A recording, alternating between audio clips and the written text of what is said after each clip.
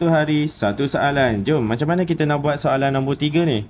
Okey, soalan nombor 3 ni. Okey, kita tengok dulu contoh dekat sebelah macam mana dia buat. Dia cakap dekat sini ialah kembangkan. Macam mana dia kembangkan? Okey, yang dalam bracket tu kita kena darab. So, 4 darab D sama dengan 4D. Okey, 4 darab 2 sama dengan 8. Okey, jom kita buat dekat sebelah ni.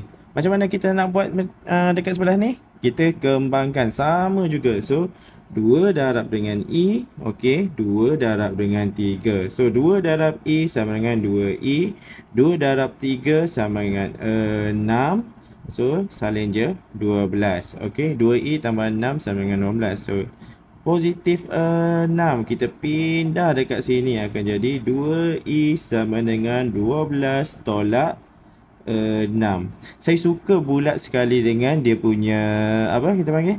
Positif tu dengan positif ataupun negatif tu kita bulat semua positif, kalau negatif kita bulat sekali dengan negatif supaya bila kita pindah sini okey, kalau positif akan jadi negatif.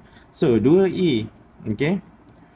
2E sama dengan 6. So E sama dengan 6 bahagi 2 sama dengan 3. So E sama dengan 3.